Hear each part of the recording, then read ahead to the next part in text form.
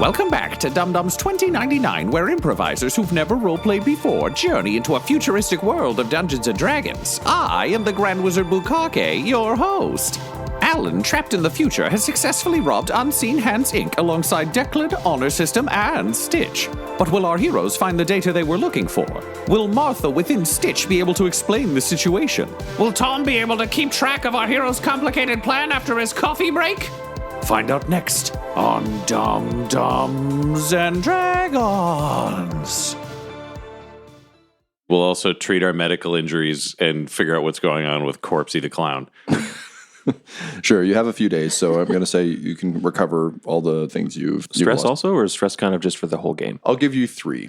Okay. Ooh. So the following happens over a span of days. I'm basically just going to work through it piece by piece. This is going to be a pretty big information dump in some instances, so I apologize in advance, but here we go. What do you want to start with? What's the top priority? Currently, the big 3 are investigating the houses, the gene coding situation, the stack, and Martha. Why don't we go through what Honor System finds from the gene coding materials? Great. In looking through House Antebellum's genetic research, you find a lot of information on cloning and genetic manipulation, genetic tampering. House Antebellum was hoping to leave its mark on the world by dealing in genetic manipulation rather than mechanics. So the most important thing that you find for you guys is the information you found will help you mask your DNA signatures, which should mean that if you want to infiltrate a facility that would normally scan you, you'll be able to trick it into thinking you're acceptable in any given space. With materials we already have? Yeah, just with the vast database you've just obtained and all the science gear you've got now, you can do that with all of that. Okay. The only catch is you will likely need samples of whoever you're trying to pass yourselves off as. Essentially, in fantasy terms, it's the Polyjuice Potion problem, which is you can now mimic other people's genetic code. You just need some of their DNA in order to do it. Well, we got one guy's DNA lying on the living room floor. 100%. So that's the long and short of that. In terms of how this fits into the houses, genetic manipulation is kind of a bold choice for a house. It's something that the consumer market would 100% want. But that would also be a disruptor in a technology-based world because organic stuff isn't really done. It's interesting, it stands out, but you can also understand why the other houses would rebel against it so quickly. Is there anything else you want to know about genetic stuff? Is there any information that we might want to parcel out and sell to, is it Tony or Tommy? Tony. Sell to Tony? Something that won't give away the big finds, but we could use, because we've got so much info, even on just the history of the company. Is there anything that's non-damaging if we were to release it, but is interesting? Yeah, something to sell to an info addict. I'm going to pair this with Martha a bit because she's able to bring some light to this. But yeah, in looking through the company archives and stuff, you get the full story. So the story goes that Grayson Typhus had a particularly intelligent Emily who, after studying his methods and sort of learning the way of the houses, decided that she could perhaps do things better. And I know you know part of this already, but in an unheard of act of rebellion and ambition, she struck out on her own and founded a house in her own name, House Antebellum. House Antebellum managed to pick up a bunch of radical fringe scientists, Martha being the leader, who had put forward a lot of ideas about things like the potential messiah figure that had been laughed out of the job. So basically, she hired a bunch of cranks and quacks and outliers. However, Martha explains, they did have a degree of success. They were finding, though, that funding was very difficult to come by, and certainly Grayson Typhus was none too happy that his Emily was trying to start her own gig, because assistants just don't do that here. It's actually a big black eye to the CEO that you weren't able to keep your staff. So they started cracking down on that. Martha said basically they were blocked at every side, and her research kind of ground to a halt until Emily disappeared. Not too long after that, suddenly Emily got back in touch and said that she'd found a way to continue the research. And Martha began the odd process of traveling back and forth, seemingly between worlds, through something that she was told was a portal that she recognized as being Ventus tech, but certainly not anything she'd seen before. Emily, meanwhile, had managed to find a location that Martha still isn't certain about and basically install herself as a ruler. She'd found people who were willing to work for her and work with her. Martha was never particularly comfortable with the situation. It seemed to be almost a feudal society, which was very strange. Nowhere on this planet, as she understands it, would fit that bill. But Emily had established herself, and they were able to actually carry on with their research. So in terms of how you would sell that and what you've got from that, the dirty secret that Typhus's Emily is continuing to work is pretty bad. The fact that Project Messiah produced results is hugely damaging, but also that might be too damaging to sell. But even just the insider history is pretty big for the conspiracy nuts out there. Okay. In terms of the most sellable thing to a data addict, some of the gene coding stuff you found would allow him and other people like him to sort out their metabolism to a point where he would never need to eat or consume again. So it's a Pandora's box, but it would be worth big money to the data community to not have to worry about the biological flesh sacks anymore. So give that a think. Alan, as we're kind of going through Martha land anyway, Martha explains to you, less to these guys because she knows they don't care, that Emily established herself in the nation of Aka. She took on a paramour and attempted manipulating her own genetics and his in order to produce a messiah organically. However, he turned out to be infertile. So as a result, Martha was called in to put the cloning tech to good use, and as a result, they were able to produce a vessel. However, soon thereafter, a biological son was born, Reginald, but was considerably less useful for the purposes. At this point, Martha had developed feelings for her charge. The idea of creating an empty vessel seemed like a scientific problem, and then when she got to know the child, it became highly personal. So in a lot of ways, she thinks of him as her son. Unfortunately, he's been gene-coded to respond to anything Archibald tells him, like a weapon, because they wanted to make sure that they could control whatever god they were making. And she's always felt terrible about that because in a lot of ways she feels she stole the chance from the boy and the chance for free will. She mentions that she's actually found a way to reverse engineer that, but she was never able to administer it because her lab exploded and she died, which was a big bummer for her. Yeah, she says Emily's ambitions have grown, and the goal no longer seems to be to help bring gods and magic back to the world, but rather to control gods and rule. But her research was interrupted when the longtime rivals of the Tingler family, the Plantiers, abducted her and forced her into the prison cloning program. Okay. So she's now very adept at cloning and manipulating genes, but obviously with this body, that'll be a lot harder. And she dearly hopes that you'll be able to help Bobbert get out from under the yoke of his forced destiny. For the sake of meta conversation, Ryan, I'm going to let you ask 3 questions through Laura in terms of Alan knowing Butthole and what Butthole would be concerned about. But we're going to take that as Alan being like, I bet Butthole would want to know X, Y, Z. There's trickiness in doing a weird parallel dimension adventure with a character who can't talk to the character that would want to most talk to that character. So give that a think. Okay. Alan, do you have any questions that are just purely Alan-based? I don't think so at this time. Okay, great. That's a fair bit of info. Yeah. So looking through the corpse, he's a human, probably in his 30s. There's no regulator marks on him anywhere. He doesn't seem to have any advanced tech. He's wearing civilian clothes. Under that, he's kind of got like a utility suit. He's got a fingerprint-coated stun gun. The 2 most interesting things about him are the data pad and the necklace. So the necklace, Declan, you recognize this as yet another icon that you've seen on the battlefield that people like pray to and whisper to and all that sort of shit. But that's about as far as your knowledge of it would go. Honor system, you run it through your databanks, and it comes up as a very old mythological symbol related to a god known as the Captain. The Captain. That seemed to have been worshipped by a cult called the Plantiers sometime in the past. What do I know about the Captain, lore-wise? Just the name? Not very much. In terms of the lore of the world, think the way we talk about, not even Egyptian gods, but like Byzantine gods, where it's like, oh, we kind of know the name. Don't even know what it's a god of? Necessarily. Like its concept? It's vaguely associated with protection. Okay. And seems to be kind of super heroic. You remember the statue you were crouching near was the Captain. The data card, Ryan, can you roll me a fixed check on it, please, to hack through it? 7. You can't crack the password, but you've got a bunch of machines that you can plug it into that steal data out the sides. So using that, you're able to recombine it to ascertain that he had orders from the prodigals to bring in the wizard at all costs. You find in the files that Fiddlesworth Falstaff has been taken into custody and that FFS is being cut off by the prodigals for acting in their own interests against the prodigals. So Fiddlesworth has disappeared. Disappeared or arrested? He's been disappeared by the prodigals. Got it. So the regulators haven't taken him. The prodigals have taken him off the board. As you're digging through the mission files, you find a mission request that this guy denied for a raid on Ventus to get one of the missing pieces for the plan. You don't know what the plan is or what those pieces are. It was almost like he got an Uber ride offer and he was like, no. Okay, and how much cash is on that black card? He's got discretionary funds of 10,000. Let's add that to my total. I know what I want to do with my information that I acquired. Go ahead. I load it onto separate SD cards or like little data cards. And I hand them each to Declan in like sequence, basically saving the biggest one for last, that metabolism genetic manipulator. I explained to you what each one is for kind of thing.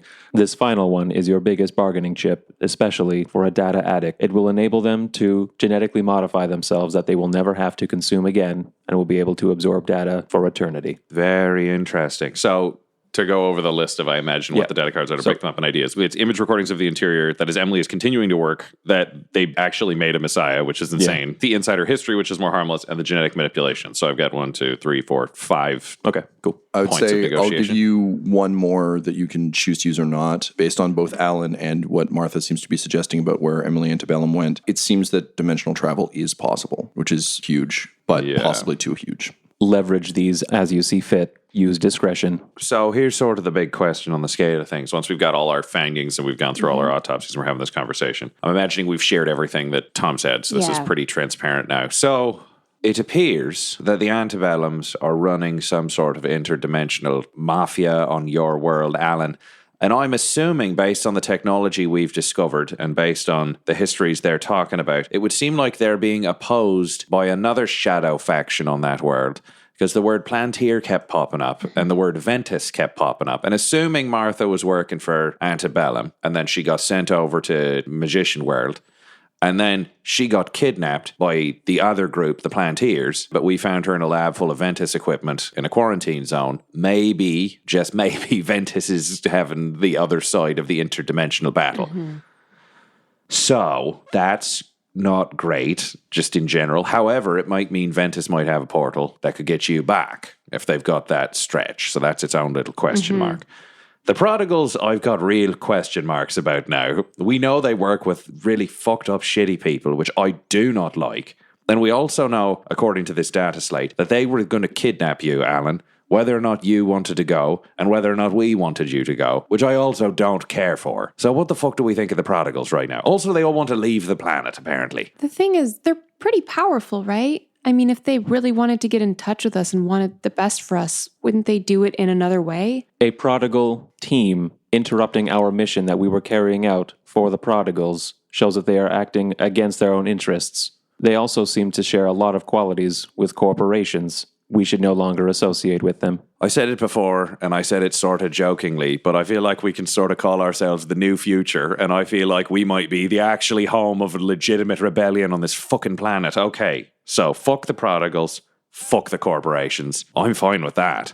I'm still going to kill Fiddlesworth. I don't care if Fiddlesworth's under arrest. I can go trade information. But here's the question. What the fuck is our goal now? We've got the ability to do genetic stuff. We understand what's going on a big world scale. Frankly, we have so much information that any house would torture us to death and then kill us. But what do we want to do, Alan? Do we want to get you home? I know we want to bust open the stack. Right now, I'd just like to kill everyone, including the prodigals, but that's just sort of vague. I feel like I can tack that on. That's the strawberry on the cake of this idea. It feels like in my world, there's a lot of damage being caused by people from your dimension moving to ours.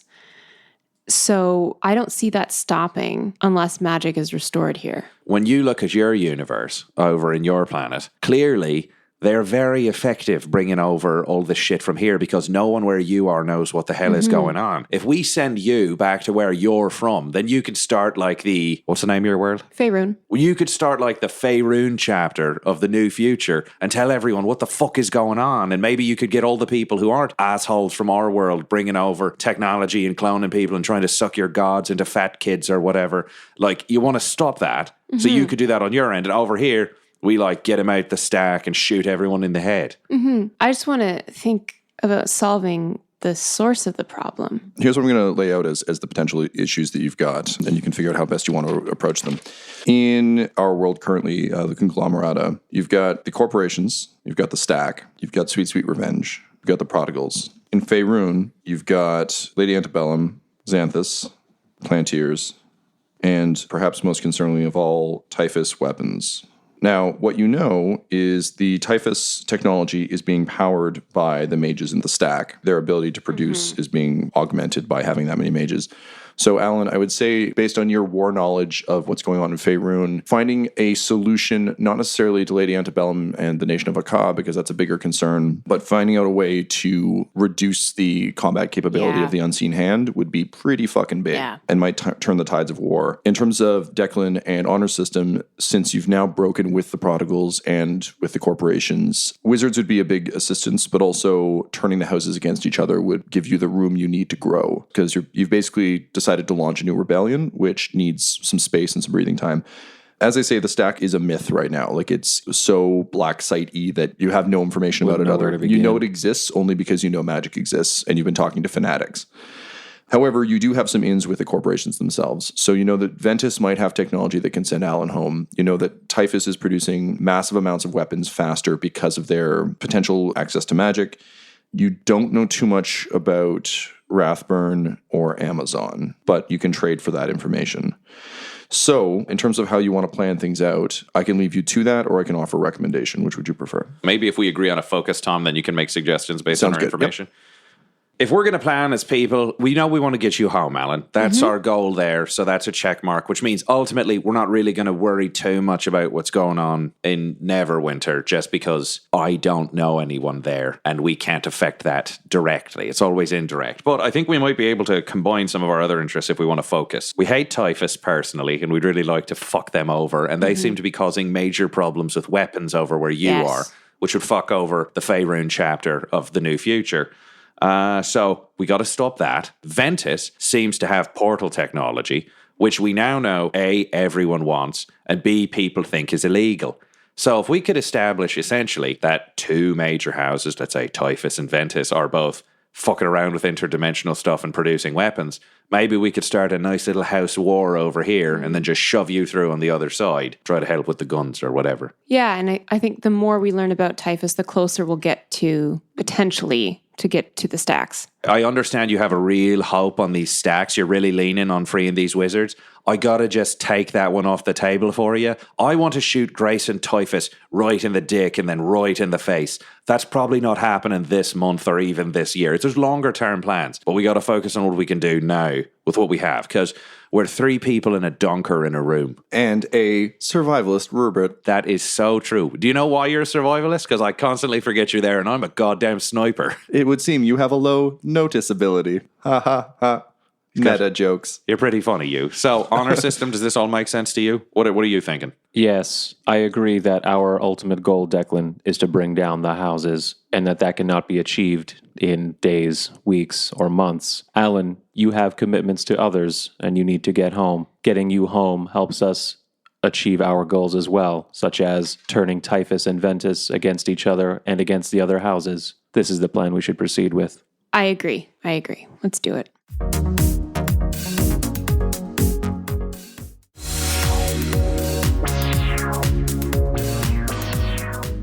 So I'm going to say that you go to sell your information off to the chainsaw, and perhaps by receiving information back from him, you'll have a better sense of what your immediate next step should be. So what information are you going to give him, and what do you want in return? That's a big one on you. You meet up at Artificial Intelligence. Car 295 is busy slinging drinks, telling stories. There's like a futuristic Green Day album playing. Yeah. Faerun Idiot is the lead track. It's pretty good. I know about Faerun. It's a portmanteau of just like fading glory and like running to the future. Like, any of these albums are even worse in the future than they are now. Okay, the stuff I would trade, no problem, is the image recordings of the lab interior. I'd give that right out the gate. And then the insider history, no problem. We could probably also trade some of the internal stuff on the prodigals, the idea that Fiddlesworth was a part of the prodigals, because I imagine there's not a ton of prodigal information out there. Yeah, no. We won't give that there were orders to capture a wizard, and like raiding Ventus for the plan. Do we want to hang on to that one, or do we want to give that one away? If we want to get started on turning the big players against each other, the more information that is compromising to one of the big players, one of the houses, the better.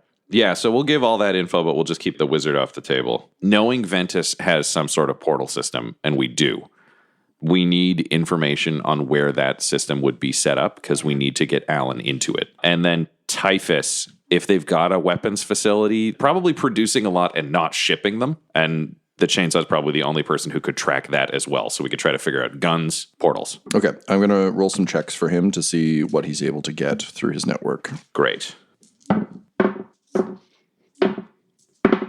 He passed 3 of his 5. The last one was a 12. So I'm going to say he does a good job for you. So he WikiLeaks the FFS info as well as the information about the prodigals. You can expect a BuzzFeed tell-all kind of thing within a few days for that. He keeps the internal photos to himself, but you can tell he's going to kind of use that as currency himself. And then he sets to work hacking. So this probably takes a couple days. So if there's anything you want to do for a couple days, I'll let you do it. And then you can come back for info for him. If there isn't, I can just give you that info now. During those days, I think what we do is try to figure out more of the genetic manipulation of our own, get that set up. And the other thing I'd really like to do is, knowing we have Stitch with us now, let's take Stitch's most warlike personality, and I want to teach it to shoot. Martha has fired guns before, but she's a scientist. So what you come to find is Stitch doesn't have distinct personalities outside of Martha right now, and Stitch, largely because she's the latest soul to be kind of absorbed by this thing. So I'll just train them rather than Martha kind of pretty thing? much. You can tell there is a bit of dissent inside the body as people jockey for control, but they've all kind of committed to this being their way of life. Yeah, you teach the multitude. Because the finger puppet hands are actually very dexterous, learning to shoot is pretty easy. And certainly having been in Quinny's body when he was doing combat stuff, Stitch is able to pick this up pretty quickly. You also find that weirdly and kind of unexpectedly, as two misfits who love patchwork shit, you both take to Stitch very quickly. Also, particularly, I think, Honor System finding something else that was literally enslaved to something and then has become its own thing is very true for you as well. A collective consciousness would be very intriguing as well. So that's all good. Stitch will be armed with the SMG and probably the laser pistol now. Yeah. Not mine, but the one we'll take off of Alan. Alan has lost her gun privileges. I have a thermal knife. Can I give that to Stitch in lieu of jagged metal for Yeah, daggers? absolutely. Yeah, okay. And then the gear that we have off of our corpsey friend, if there's like that armored undersuit, I'd say using our sweet attacking it with a very small knife powers, we'll size that to Stitch. Cool. So Stitch won't just be a donkey man in medieval clothing. Great. And I would also say our soldier had like the stun gun and like a shock stick, or like what was that? Yeah, he had like a shock stick. We'll probably give Alan the shock stick. So if somebody gets too close and Alan's magic isn't there, she can just shocky. Okay. Stun gun, I guess we'll just back burner in the safe house. Do you want to try and equip that to Bourbon Sherbet? Oh, yeah. If we could put a gun in Bourbon, that'd be It great. has no recoil suspension, so putting a pistol or an assault rifle on it would be useless. But a concussive blast is something that it can do. It'll like knock Bourbon Sherbet all to hell too. But if it's a do or die Back thing, into a corner or Yeah, something. and I think we ultimately want to R2D to it. I'm sure Honor System could assist me in this, where we'd build it in, because it's like a handgun, right? It's not a rifle version. think a double barrel, 2-shot, one-hand shotgun type thing. Exactly how sawed-off big is double-barrel Bourbon shotgun? Sherbet? Bourbon Sherbet is the size of a motorcycle helmet. So it's sticking out of him. It's obvious. There's no way to hide it. If you're trying to retool it, what I'm basically saying is like you can dismantle the weapon and build it. That's what I into want to it. do. Yeah, I want to build it small into him, so it's like an R2D2, like the pop-out shock stick, where it just pops out of below him and he can shoot forwards, Sure. kind of thing. So roll me a fixed check, please. Are you helping me, Yeah, Honor System? Honor System. Happy can to help. I'm a 6. I am 5, but once per scene, and knowing this is a whole week, you can re-roll a failed skill check, taking the new roll if better. So if bad, I'll still stick with that 5. There we go. That's a 9. Great. So you install that, Alan. I'm going to give you the skill fix at level 0. Because as smart. a scholar who spends all of her time thinking about things and studying things, this is a quick pickup for you. Being very observant. I'd also be teaching for sure. Like I've taught Alan about guns and that didn't work. So we're like, okay, let's try to make you useful. Yep. And we'll use some of our credits that we stole from that fucking guy just to get more like SMG mags, because we're like 2 mags each. So just like whatever stocking up on ammo is for all our weapons. Sure, great. I'm also going to say you can all gain a level. Oh, cool. You've been adventuring for a bit, so that'll give you each 1 skill point. And then, Tyler, I need you to roll me 4d6 Jesus. and then add your constitution modifier. The sum of that number could be your new HP if it's higher than your current HP. Oh, If it is not, then you leave it. 1 point higher. There you go. Good Perfect. work. Ryan, I'll take it. if you can roll me, please, the same. It is lower. Okay, so you stay at the same. And Laura, if you could please roll me 4d6 as well. Everyone's d6s. 16. Is that higher than your current HP? There's currently Yes. 12. Great. Congratulations. You just got a lot harder to kill. Dang. The magic flowing through you and the augmentation has made you vaguely Neo speed when you're trying to dodge. You have the powers of from Sarah biomancy. Connor in Terminator 1 to Sarah Connor in Terminator 2. Good metaphor. Yes. Cool. That's the dream. All right. So you get the information to Lenetti. Obviously, he's very excited about stuff. He comes back to you with some information. It would seem that with kind of what you provided him about Ventus, he's been able to track a lot of the parts that you would use to create portal tech, at least as he understands it. And it seems that Ventus is continuing to take large shipments of this to their facility in Nairfrost. He also has found information that there seemed to have been a decrease in financial sniping between Ventus and Typhus, which is interesting. Normally, the big houses snipe at each other pretty constantly, but there seems to have been a cessation of that at least. He's able to identify based on shipments where the likely construction of the portals is occurring, at which Ventus facility in Nair Frost that would be happening. In terms of the guns, Typhus has a large weapons manufacturing plant just north of the megacity. It's incredibly heavily guarded. However, he has found some suggestion that there may be a large public unveiling soon. And there's been rumors that Typhus has been developing a new breed of mech technology and that likely they'll be showing off their new line soon. So sometime in the near future, there's likely an event that will be large enough that you could probably get close. In the interim, Ventus is pretty secretive. You know, they're constantly showing cars and things, but the head development facility for Ventus in Nair Frost is kind of one of those bottom few floors are kind of showrooms and like open to the public and that sort of thing. And then further up is their R&D development. They have a large, almost steeped pyramid style building just in the northeast corner of the city. It's like pyramid on top of a skyscraper building. Yeah, exactly. So the pyramid is kind of the C-suite where their CEO, Saruthi Samo, is known to sort of hold court. And the top half of the building is R&D development, all that sort of thing. The bottom floors are kind of very open and glass, and you can see everything. And then further up, it gets obsidian, and you can't really see through the windows, and everything's tinted and a little more secure. So it seems like they've got the portals in their HQ. Similar to kind of like the Apple campus in Silicon Valley, they do their development on site. They have factories around the world. They have different development wings, but from the shipments he's seeing, it seems like this is being developed in-house. Likely anything this secretive is going to be in the most protected place they have. Does he have any suggestions on how to get in? Are they hiring contractors? Do they have any sort of PMC connections? Like, are they picking up mercs? Is there any way to get onto campus that doesn't require us to just be busting in? Using the genetic coding you have, if you were able to obtain DNA samples from Ventus employees or from contractors, as he says, there are shipments coming and going constantly. Amazon deals largely in shipping, so they have a representative constantly arriving with bits and pieces. Essentially, anyone who you think would have access, if you can obtain their DNA, you have a better chance of infiltrating if that's what you're after. Alternatively, it is a large glass building. If you wanted to attempt to scale the walls or anything else that's possible, he knows there's high security, but it's all off limits. So, Tony, knowing we're old friends, would it be possible maybe for you to pull us up a list of some high-ranking people with some solid security clearances that might be, you know, approximately our height and weight of, let's say, the two of us and something to clear the robot? Let's say I have some juicy information that might be embarrassing to Typhus Corporation. I mean, that does sound good. Ventus, because they're a transportation giant, they aren't outside a lot. Like, there's not like just people around that are easy to jack. However, he has managed to search the manifest and find that Tiffany Rathburn has an appointment with Ventus to possibly make an investment in some of their tech later today. She'll be leaving from her compound with her guards and likely has clearance. Military-grade robots aren't common. However, Rathburn Enterprises does focus on mechanical stuff, like their specialties are engines and the sort of internal guts that make a lot of things ride. It's not unreasonable that Tiffany might be bringing a gift, so whether that's a full robot or a disassembled robot, we'll leave up to you.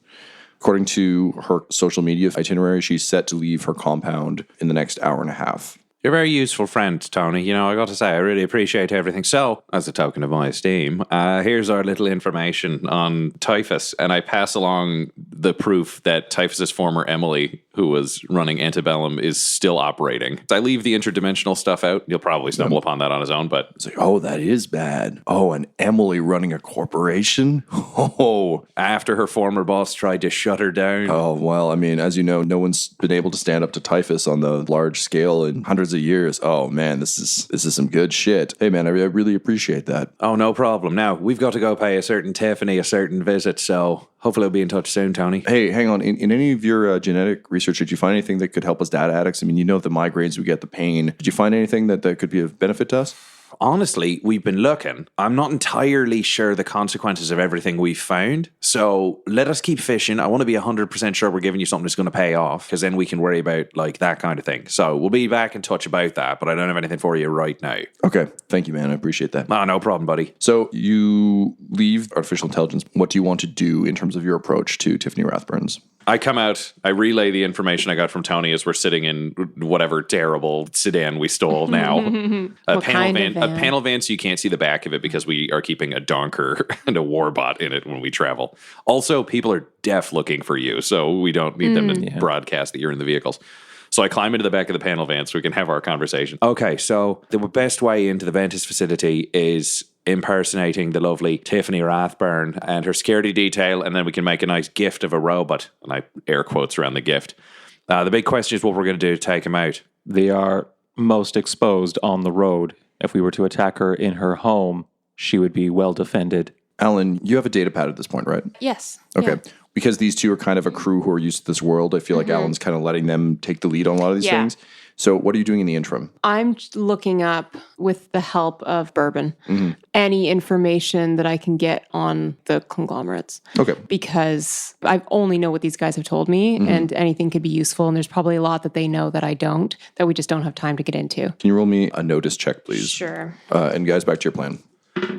5. Okay, honor system. Can you pull up any records we have or any images we have of her home so we know what kind of car she has? I'm going to say yes. Yep, totally. Honor system, I think you basically do like just a general Google search of Tiffany Rathburn. Whatever this world's version of Lifestyles of the Rich and Famous, like that show. Yeah, interestingly, one of the first hits is a mudslinging report about the amount of times Tiffany's crashed her car or cars have crashed into Tiffany's house or blah, blah, blah. There seems to just be like Lindsay Lohan level bad luck. Tiffany's house is. Sorry, I sent a flaming car there earlier. You did. Yeah, you sure sorry. did.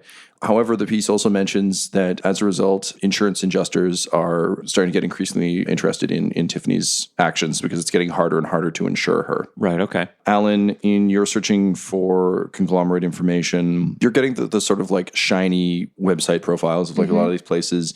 Typhus is primarily a weapons conglomerate, but like they do a bit of everything. It's that classic shitty, like we clearly make our money off weapons, but then we like take the learnings from that and apply it to other things. So think Apple if they also made machine guns. Ventus is similar to Tesla. It's very much like an Elon Musk kind of operation. Big wild ideas, but all about getting people around. Amazon deals in shipping. They're the people who kind of keep everyone connected. Everyone's a consumer here, but they need to get their shit, and Amazon's the way to do it. And Rathburn seems to be kind of infrastructure and building. Okay. However, you also notice as you kind of dig deeper, like Typhus generally, despite being kind of omnipresent, is like Apple. It's got a pretty shiny reputation. Ventus is a little more mercurial just because the experimental nature of their stuff can lead to huge financial losses. Amazon is, people bitch about it, but like everyone just uses it, no one cares. But Rathburn has been embarrassed several times by several of the Rathburn children, including Tiffany. They have a habit of kind of the Kardashian lifestyle. Like they like being celebrities. They don't really have any interest in running the company. Their mother's the one who kind of like oversees all the operations. But Tiffany and her two brothers just kind of get into trouble all the time. Okay, so if we can identify the vehicle that she owns, we have 10,000 credits, so we can just rent a matching car. Then we can stop them, do whatever damage we need to. We shift ourselves into the new car, and we shift the plates onto the vehicle that we've rented. We just trade it, and it's done with. And I'm sure Declan's got like dozens of burner IDs that just like when he's got downtime, he's creating. It's like a bag full of license plates. Yeah, honestly, license plates, but it's so much of it is just like stolen IDs from low-level corporate people he thinks are pricks, but they don't know because he just creates his bag and then just waits to use them. So we'll rent the car. I think we'll also sit down and knowing they're going from her place to Ventus, we'll get out the city map, we'll look at the routes, we'll figure out what the most likely travel patterns are and how many likely routes there are. Do we need to roll for that? How do we need from it? I think you can just do that. That's fine. Is there one clear route or are there a few? If you're a very rich person going from point A to point B, there's a very clear route you would take. I think with your background too, you would know about how to get a VIP from one point to another in this city. And keep in mind, like attacking the houses is to attack the conglomerata itself. It very rarely happens. So this is very much a Kim Kardashian wants to leave her house and go to a club. We're going to drive the limo down the biggest road we can in the most obvious way we can with security. We're going to work real fast then. Like I sit down with honor system, like we've worked that out. And I'm like, okay, I think here's our best point to stop. And it's sort of midpoint between the two. It's got the least security cameras of the areas that we know.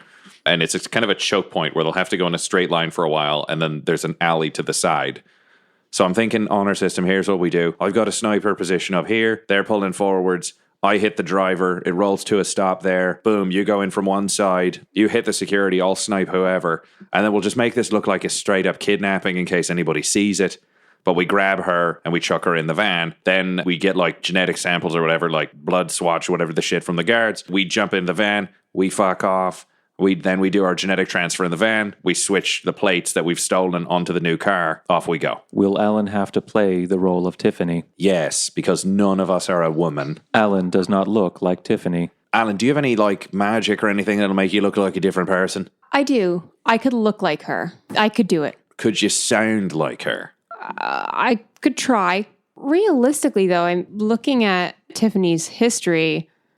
Even if she's acting a little weird, I don't think that would be too unexpected. That's true. And we could use Bourbon Sherbert, the survivalist Rerbert, to do some talking for you, because I imagine she's probably got her own iPal rolling around. Oh, I've always wanted to meet that one. He sounds like a real prick. So, Bourbon, here's a question. Can you lie? No. And then the robot tries to wink. Okay, good. We will need to find a lying robot. Aha, you see, you bought my clever ruse. I can, in fact, lie, and just did. Recalculating our friendship. Okay, I feel like you two might need a bit of a cultural exchange here on skill sets. Executing MP4, hello darkness, my old friend. And Bourbon Sherbert just like hovers over the corner sadly.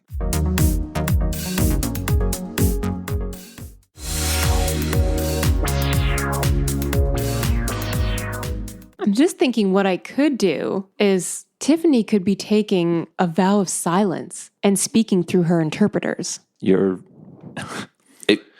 are right. That would be highly unusual behavior for Tiffany Rathburn. She's sort of known for being an alcoholic playgirl. They're not entirely known for vows of silence. Yeah, but what if she's going through like a period of reform? Listen, I'm not saying that like that's a thing she shouldn't do. I feel like that would be a good step. However, we did a lot of, shall we call it, opposition research. And if you're using a historical sense, I don't know if you've heard of the fabled disaster known as the Lohan. Apparently there were older myths that we don't know anymore, but Lindsay Lohan was a child who was so talented that she rose up to the highest of the heights. And stars of the era said she was going to be a huge thing. And then she became so huge that she started using alcohol and drugs and then fell into a mental illness hole. And that was only in terrible films. And then everyone thought she was going to die, but she just didn't, and she failed more. So Tiffany Rathburn's sort of a bit of a Lohan. I don't think the vow of silence will really sell. However, you could just pretend to be real drunk. Alan, can you roll me a religion check, please? That's just how the Lohan story ends, huh? She just got worse. 20 total. Alan, you, with your knowledge of religion, think you might be able to pull this off if you framed it as Tiffany Rathburn having found a god in this godless world, but it's going to be a hell of a thing. Or you can go the Lohan route, following the legendary tragic tale, and just be a party girl who's there. I leave the option up to you, and I think the party also can't really control what you do when it happens, so... I see the look in your eyes. I just want to point out, the last time I was supposed to talk for someone, we both got shot. None of us are good talkers. I will That talk. might have been the reason why I was trying to pitch the vow of silence. You can't lie. You'd be the worst person. You'd be like, we are here to impersonate Tiffany Rathburn and steal your portals. It is the most accurate statement. You might have to pretend to be deactivated. Perhaps I could be Tiffany Rathburn. No, Woo, I love to party. Woo. Okay, Alan, do you have some sort of magic where you could switch bodies with the robot? No. Shit. Okay, Perhaps I could use my subdermal implant to feed you lines. Oh, that might work. Like in the famous stage play, Cyrano de Bergerac. Oh, I can perform. Okay, here's the deal. I think you can just pretend to be a little drunk, and that'll explain why your answers take longer. And then Bourbon Sherbert will tell you what to say. Just call me Bourbon Sherbet, the Cyrano de Herbert. Okay, we'll do that. I mean, we won't call you anything because we're not acknowledging you do it. That's but fair. Spiritually, we'll add it to your many list of titles. Yay. Donker, here's the deal. I don't know how we can bring you in. I honestly don't think you should bring us in. This seems like a terrible place for us. All right, we're going to leave you with the van and probably the corpse of Tiffany Rathburn. I will dispose of the corpses while you continue your mission. Or do you know what? Here, we'll start driving to our ambush spot. And during that ride, I want to teach Donker how to use someone's thumbprint to open their bank accounts and steal money. So Donker can go around and just try to steal as much money as possible from Tiffany Rathburn or her corpse while we're breaking into Ventus. Sounds like we are going on a shopping spree. I like where your head's at. Stitch strokes their beard and smiles. God, it's a majestic beard. I love playing a sociopath. So before you set out on your mission to Ventus, Ryan, you've had some time to think. What are the 3 questions that you think Alan, through the power of friendship, would ask on Butthole's behalf? The first question that I would have asked through Alan's knowledge of Butthole is, can I reverse the control or bring something that will do so? Yes. So Martha explains that in her guilt for kind of having accidentally created a slave of her child, she's found sort of a genetic antidote that'll rewire his genetics to no longer be predisposed to following Archibald. And so she's managed to basically create the equivalent of like an injector. So it can be a hand injection, or if you found a way to rig up a weapon, you could probably launch it at him. She's not sure quite when or if that's possible, but she gives one to you, she gives one to Declan, she gives one to Honor System. You guys don't know what the fuck to do with them, but you get the sense Stitch is on your party now. Like, yeah, we'll just it's important to them. Super. So what's question 2? How was the vessel supposed to absorb a god? So this is a part that Martha always thought was a little bit ridiculous, because she was more concerned about genetic perfection than a god. But Emily Antebellum had become convinced that it was possible to channel a god into an empty waiting vessel, and as a result have them become the avatar of that god. Her hope being that if she could summon the god of war, she could create a situation of infinite warfare that in turn would produce infinite opportunity, both for power and to supply with weapons and so on and so forth. When you talked to Butthole at the prison, you seemed disappointed that he hadn't lived up to his potential or met the overall goals. What is special about him that he hasn't discovered yet that you would have shown him how to unlock? Oh, simply, I assumed by now that he would have become the vessel for the god if such a thing was possible. His whole genetic purpose was to be perfect, not just to contain the god, but to merge with the god and bring his own abilities and capabilities. I was always a little hesitant to think that such magical tomfoolery would work. As you know, like from where I'm from, magic is such a flighty thing.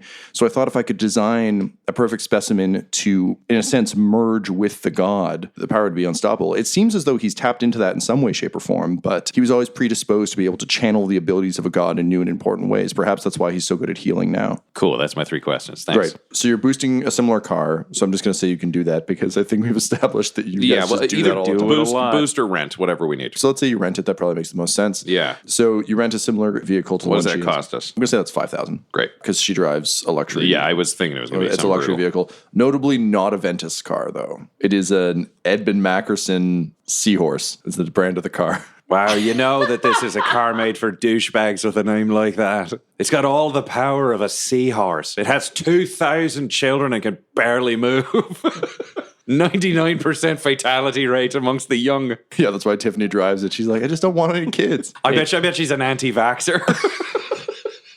The vehicle has 200 horsepower. It is a very poor quality vehicle. But it's so expensive. That's what they like. Great. So you park a car around the corner. Tiffany's mansion has recently been hit with three flaming cars. Flaming cars. 2 of which were hers, 1 of which was yours.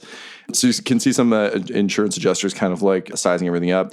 So you're observing, you're at a distance, right? Because your plans to ambush Yeah, the car. we want to get like out of sight of the house so her security won't know. Yeah. And then not at Ventus so Ventus won't know. We're getting her en route. Yeah, halfway. so let's say she's kind of coming out of the suburbs. Basically, if this is Beverly Hills, she's in the hills right now, Right. and your plan is to ambush her before she hits the highway. Yeah, we want to hit it like if there's a warehouse district in there, that kind of thing. Yeah. There perfect. not but there's a quiet enough suburban Sold. area that you could probably ambush her there. Okay, so her Edmund Mackerson Seahorse starts rolling. She's got security detail in the car, like obviously they're driving for her. There's also a security dwarf on a motorcycle in front of her and a security orc on a motorcycle behind her, creating like a little 3-vehicle motorcade. Essentially, if the road's running north-south Yeah. and she's driving south, Yes. I'm positioned in the south so I can just straight line down from a high position over them.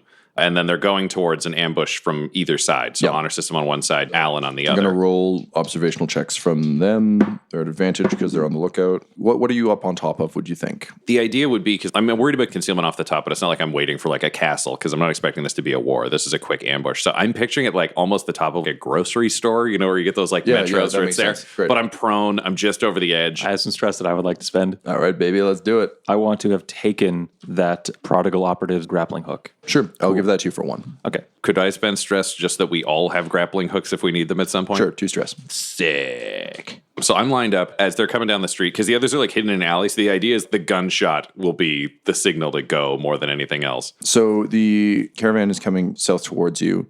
And then all of a sudden it stops. And you see the dwarf kind of on his comlink. He looks frustrated. And then all of a sudden the doors of the Ed Ben Mackerson seahorse flip open because they're seahorse doors. They like swing open in like a weird circular motion upward.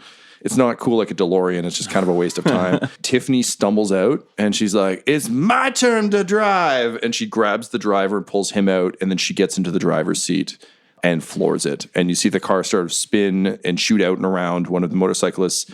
And you have about 10 seconds before it turns down a side road. So she stopped one above them? Like she's going to turn a block early? She's going to turn a block early. She's turning down the closest alley she can because she just wants to go have some fun. Great. Because I've been lined up for an execution specifically in this circumstance, I'm going to shoot Tiffany Rathburn. Okay. Through the front of the vehicle.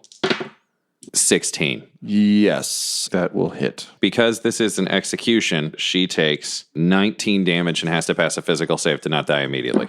Cut to the point of view of the car. Tiffany is sitting in the back and she's just so fucking bored. This is the most boring way to get anywhere. And the only reason to have an Ed Ben Mackerson vehicle is to really put it through its seahorsey paces.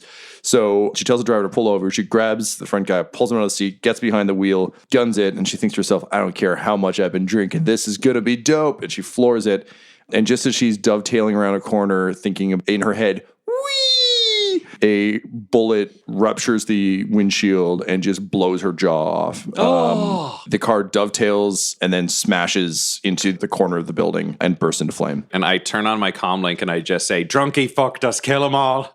This episode of Dum Dums and Dragons 2099 features the voices of Ryan LaPlante at the Ryan LaPlante on Twitter, Tyler Hewitt at Tyler_Hewitt on Twitter, Laura Hamstra at EL Hamstring on Twitter, and our DM Tom McGee at McGeeTD on Twitter. This episode's sound was edited and mixed by Laura Hamstra. The system we're playing is called Stars Without Number, and Dum Dums and Dragons artwork is by Del Borovic, who can be found at delborovic.com. Our theme songs are Core Collapse and Sanctuary of the Sky Gods by Nathaniel Yaverne, and our ad music is No Control and Chiefs by Jazzar, Jahzzar, all available at freemusicarchive.org. When it comes to Dum Dums and Dice, you can visit our website at dumdumdice.com. Our Twitter and Instagram are at dumdumdice, and on Facebook at facebook.com/dumdumdice. But most importantly, we've got merchandise at redbubble.com/people/dumdumdice, or you can join our Patreon at patreon.com/dumdumdice. That's DUMBDUMBDICE. Now I'm off to do future things before we return for the next episode of Dum Dums and Dragons 2099.